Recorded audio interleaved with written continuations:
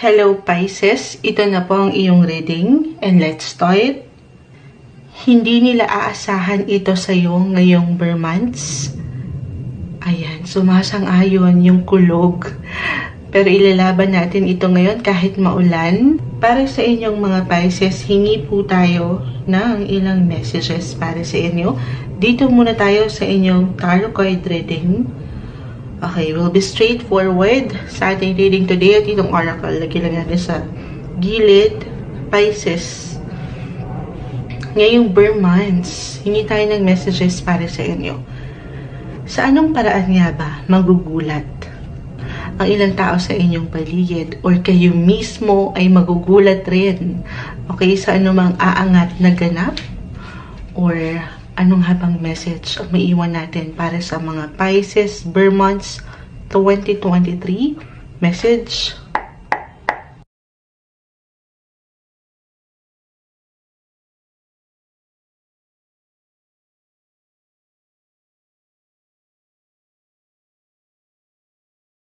Ace and Nine of Pentacles are both in reverse.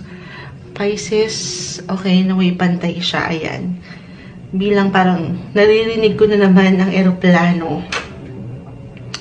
Ber months, merong pag-travel. It doesn't matter naman po kung ito ay long or short trips. Pero, dahil ito, gugulatin mo sila. Gulatin mo sila. Mag-travel ka sis. Ayan, kahit pa, medyo ang budget, okay, ay hindi ganun kalaki. For some of you, tayo po ay general message. Just only take what resonates. Pero ito yung maaring mabuong desisyon ng ilan sa inyo. Or kusang darating itong travel opportunity for some of you. Magugulat. Gugulatin mo sila na ikaw ay magta-travel, magpapahinga, magbabakasyon, magsasaya. Deserve nyo yan, Pisces. Limitless yung nakikita natin dito. Ulitin ko, kahit pa medyo for some ay may struggle or ilang challenge pa rin when it comes to money or finances, sa realidad po ng buhay, tayo pa rin ay magkakaiba ng posisyon, sitwasyon, ano. Pero kung ikaw naman ay sapat or may pagkasapat ang galawang pera sa mga susunod na buwang ito, then maybe this is a message na ano lang din, hinay-hinay. Especially kung mag-reflect yung travel or pagpa-party. Kasi andito yung pag-enjoy nyo lang eh. Okay, na hindi masama. Isang bagay na magandang aangat na quality or kusang offer ito or possibility sa mga susunod na buwan. Pero hinay lang daw sa paggasta. Okay? Or kung paano nyo pinangahawakan ng inyong pera.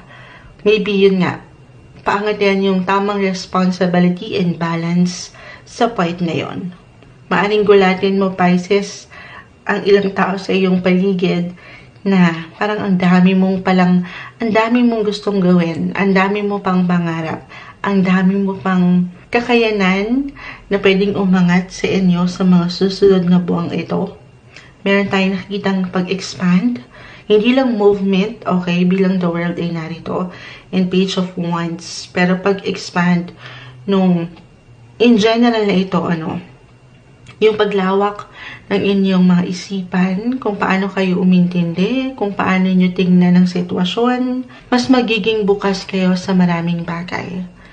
Maaring yung pinaka-mantra na umangat sa inyo, Pisces, ngayong Ber months, ito, madalas maaring naririnig nyo na, ano, life is too short.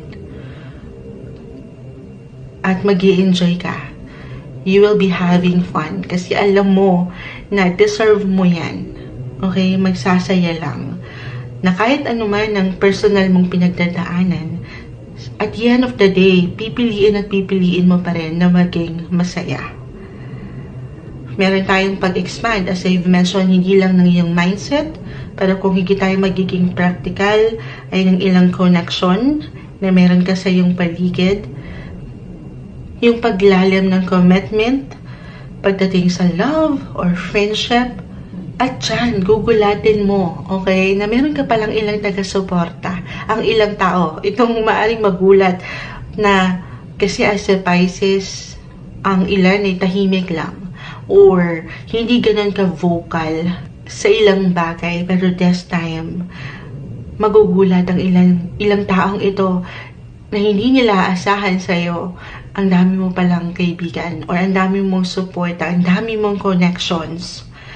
Kahit pa parang may pagka-private ka in real life or low-key lang yung energy mo, pero may ilang taong handang sumuporta sa'yo or nandyan sa'yo. At dyan mabuboost, okay? Tataas, lalakas yung iyong confident sa iyong sarili. Gugulatin mo sila sa iyong power, sa iyong strength, sa iyong self-confidence. Gulatin mo yung mga walang believe sa'yo, Pisces. This time, yung expand or pag-expand, yung expansion na ating nakikita ay higit ding aangat. Hindi lang yung sa iyong pag-iisip or pagdadala ng iyong sarili, pero yung paraan mo kung paano ka makisama, kung paano ka kumonekta, kung paano mo ipahayag ang iyong sarili gamit ang iyong boses, masaangat yan sa'yo. Okay, kahit pa andun pa rin yung pagka-private, pwede naman yun eh. Low-key pa rin, but at the same time, parang ang hirap mong hindi mapuna. Dahil dito sa init, dun sa energy, kahit hindi mo pa man ito ma-realize sa iyong sarili, yung pagiging outspoken ninyo ay aangat din this time. So dyan, magugulat itong ilang tao sa inyong paligid. Kahit ano lang ito guys sa inyong mga sari-sariling paraan, kahit over the net, kung paano kayo magdala ng isang convo or communication, especially for those who work in the media or social media using the internet. Diyan kasi mas maipahayag nyo yung kayo. Limitless yung kakayanan niya this time. Maraming options, choices, may offers, may opportunity, okay, kung saan ay maipapalabas mo palalo yung iyong kakayanan. At dyan makikita nila, ay, meron pala siyang ganitong naitatagong galing or talento or kakayanan. Ang galing nitong magsalita, ang galing nitong magdala ng kanyang sarili. Diyan sila magugulat sa'yo, Pisces. Pero syempre pa, guys, reminder na ang tanging may iwan lamang po every time ng mga barahan na narito ay yung palaging maaring kondisyon sa inyong sitwasyon na kakaharapin. Okay? Pero yung pinaka-resulta po at the end of the day, everything's still up to you. So sana, tulungan rin ang sarili na paangatin yung kaya nyo pang ipakita. Okay? Try to make things happen para sa inyong mga sarili. Dahil meron kayong kakayanan, meron kayong power, meron kayong energy to take action. Higit sa lahat, meron kayong boses. Meron kayong abilidad. Kahit hindi nyo pa man yan ma-realize sa inyong mga sarili right now.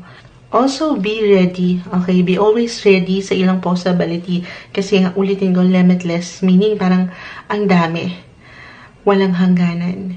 Or hindi ka mawawalan. Pero syempre pa, you have to be willing. Definitely, dapat andyan yung kagustuhan para sa'yo. Take risk, huwag matakot, take new chances. Tiwala lang din, okay? Para sa iyong sarili. Okay, Pisces, add pa tayo ng message, final words, okay? Para sa mga Pisces, anong paggulat ito? Gulatin mo sila. Saan sila magugulat? Ngayong bare months para sa inyo, Pisces. Uy, ang dami. Marahil, para sa ilan na maaaring makapakinig nito, power. Sabi ko nga, andito yung lakas, yung init, yung enerhiya. Kasi meron kang kakayanan. Gulatin mo sila sa yung power. Okay? Connections! Medyo na ano ko. Sabi ko nga, this bare months, you will meet the right people at the right time. So, maging bukas lang din sa ilang possibility kung saan ay meron kang makakakonekta or bagong connections na pwedeng makilala. Kasi sila yung maaring higit na makatulong for you.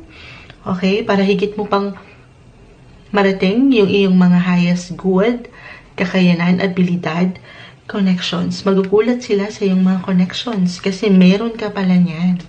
Okay? Freedom. Page of Wands. Ano ka dyan? Parang go with the flow. Go for the gold. Kasi andyan yung freedom sa'yo. yung kalayaan na magagawa mo kung ano yung gusto mong gawin.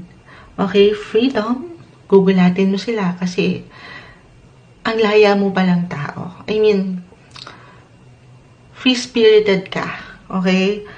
Parang happy din kasi parang ilan maaring ginajudge ang ilan sa inyo na ang low-key mo nga, ang private, ang tahimik lang, parang walang ganap.